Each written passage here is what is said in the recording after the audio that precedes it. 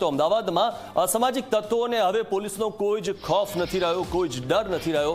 નરોડા પાટિયા પાસે લુખાઓએ પીસીઆરના પોલીસ કર્મીઓ સાથે દાદાગીરી કરી 9 જૂનની રાત્રે પેટ્રોલિંગ કરવા નીકળેલા પીસીઆરના પોલીસ કર્મી સાથે ગેરવર્તન થયું છે।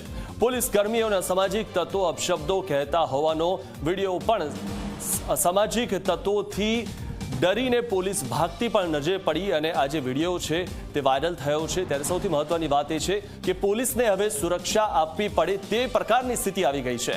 અસામાજિક તત્વોથી જો પોલીસ જ ડરી જાય તો જનતાની સુરક્ષા કોણ કરશે? જ્યારે પોલીસ જ આવી રીતે ઊભી પૂછડીએ ભાગે, જ્યારે પોલીસને ગાળો ખાવાનો વારો આવે ત્યારે આ અમદાવાદ પોલીસ શું કરશે? કારણ કે આવા લુખ્ખાઓ અસામાજિક તત્વોથી જો પોલીસ ડરી જતી હોય, પોલીસ ભાગી જતી હોય તો સામાન્ય લોકોની સુરક્ષા પોલીસ કેવી રીતે કરી શકશે એ સૌથી મોટો પ્રશ્નાર્થ ચિહ્ન પોલીસ પર આવીને ઊભો છે।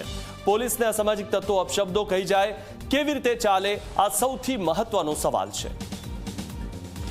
તો થોડા દિવસ પહેલા અમદાવાદમાં કુખ્યાત મોન્ટુ નામદારનો આતંક જોવા મળ્યો હતો। મોન્ટુ નામદારે પોલીસ કર્મી સાથે ગેરવર્તન કર્યું હતું। પોલીસની ગાડીમાં બેઠા બેઠા જ કર્મચારીને અપશબ્દો કહી ગયા। ત્યારે સૌથી મહત્વની વાત એ છે કે પોલીસની ગાડીમાં બેઠા બેઠા આ રીતે પોલીસને અપશબ્દો કહી જાય, આ પ્રકારના ગુંડા તત્વોને કેવી રીતે ચલાવી લેવામાં આવે છે? એક વાક્ય જે ખૂબ ફેમસ છે કે કાયદામાં રહેશો તો ફાયદામાં રહેશો। આ જે લોકો છે તે કોઈ જ કાયદામાં રહેતા નથી, ત્યારે આમના ઘર કેમ તોડવામાં નથી આવતા? સૌથી મહત્વની વાત એ છે કે આ જે અસામાજિક તત્વો છે તેમની સામે કેમ એક્શન લેવામાં નથી આવતું, કેમ તેમનું સરઘસ કાઢવામાં નથી આવતું? શું અમદાવાદ પોલીસના હાથ બંધાયેલા છે? શું અમદાવાદ પોલીસ છે એ ભૂલી ગઈ છે? પોલીસ ગાળો ખાય, પોલીસની ગાડીમાં બેસીને આ લુખ્ખા તત્વો ગાળો આપે એ પોલીસ કેવી રીતે ચલાવી લે છે તે સૌથી મોટો સવાલ છે। તો ઝી 24 કલાક પૂછે છે આ બાબતે સવાલ, ગુંડા તત્વોને કોણ ભણાવશે પાઠ? હવે શું પોલીસની જગ્યાએ આર્મીને બોલાવવી પડશે? જો પોલીસ ભાગશે તો જનતાનું શું થશે? જનતાની સુરક્ષા કોણ કરશે? કારણ કે હવે પોલીસને જ સુરક્ષાની જરૂર છે। પોલીસને ગાળો ભાંડે એ કેવી રીતે ચલાવી લેવાય? પોલીસ કેમ કશું કરતી નથી? શું લુખ્ખાઓને પોલીસનો ડર નથી રહ્યો? કેમ નથી રહ્યો તે પણ એ બાબતનો સવાલ થઈ રહ્યો છે। આવા લુખ્ખાઓની સર્વિસ જરૂરી નથી? પોલીસ કેમ હાથ પર હાથ દઈને બેઠી છે? પોલીસ છે એ ભૂલી ગઈ છે ત્યારે જ આવું થઈ રહ્યું છે। અમદાવાદ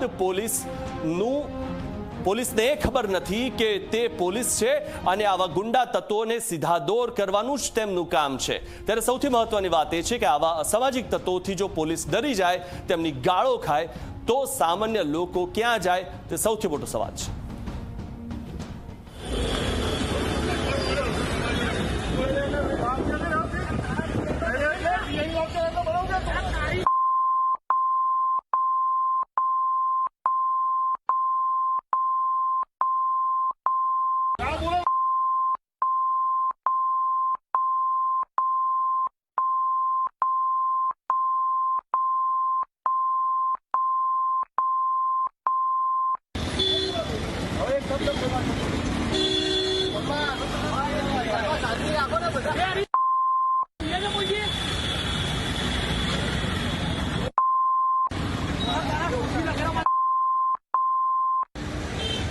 ભાઈ છાતી પર ઉભો રહેવાનું છે, ખોટી રીતે કોકડે વાગ્યું છે ને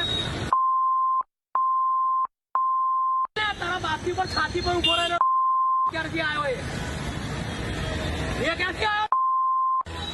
ફરિયાદી જોડે, ફરિયાદીની ગાડી પેઇન આવ્યો, કંટ્રોલ મેસેજ કાઢ 9095 માં બેહીને આવ્યો છે અને આ ભાઈ આવી ગયા વિડીયો ઉતારે છે એમના માણસ એટલે ઉતારવા એવું નથી તમે ઉતારવા આગળ નથી બોલવું કશું એનો વિષય છે એટલે સાહેબ મને દેખાતું નથી તમે અને એમ નહીં મને આજે આપણે જે વિડીયો જોયો જેમાં જેટલી પણ વાર બીપનો અવાજ આવ્યો છે એટલી બધી ગાળો આ મોન્ટુ નામદાર બોલી રહ્યો છે, પોલીસને બોલી રહ્યો છે।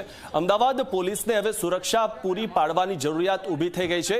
હવે સૌથી મહત્વનો સવાલ એ છે કે અમદાવાદ પોલીસને કોણ સુરક્ષા પૂરી પાડશે? કારણ કે લોકોની સુરક્ષા કરવાનું કામ પોલીસનું હોય છે, પરંતુ અમદાવાદ પોલીસ વામણી પુરવાર થઈ છે, કાં તો પછી અમદાવાદ પોલીસના હાથ અમુક લોકો સામે બંધાયેલા છે। આ મોન્ટુ નામદાર જે કોઈ પણ વ્યક્તિ હોય તેની સામે અમદાવાદ પોલીસ કેમ એક્શન નથી લઈ શકતી? શું એટલો મોટો આ ગુંડો છે કે આ તો પછી એની પહોંચ એટલી બધી છે કે અમદાવાદ પોલીસ તેને હાથ પણ નથી અડાડી શકતી? જ્યારે અમદાવાદ પોલીસને આ મોન્ટુ નામદાર ગાળો આપી જાય છે ત્યારે અમદાવાદ પોલીસ શું કરે છે તે સૌથી મોટો સવાલ છે. પોતાને સિંઘમ કેવડાવતા પહેલા હવે અમદાવાદ પોલીસે વિચાર કરવો પડશે.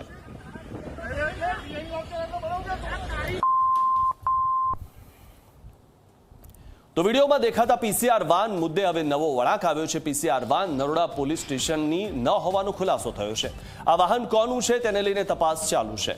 અસામાજિક તત્વોને શોધવા માટે સીસીટીવી ફૂટેજની તપાસ કરાઈ રહી છે. નરોડા પોલીસે હવે કાર્યવાહી હાથ ધરી છે. સૌથી મહત્વની વાત એ છે કે હવે જે આ નવો વળાંક આવ્યો છે ને તેમાં આ જે પીસીઆર વાન જે છે તે કોની છે તે બાબતે તપાસ થઈ રહી છે. એટલે કે આ રીતે શું આ પોલીસની પીસીઆર વાન નથી તે બાબતે પણ સવાલ થઈ રહ્યો છે. અને જો આ પોલીસની પીસીઆર વાન નથી તો પછી કોની છે જે આ દૃશ્યમાં દેખાઈ રહી છે?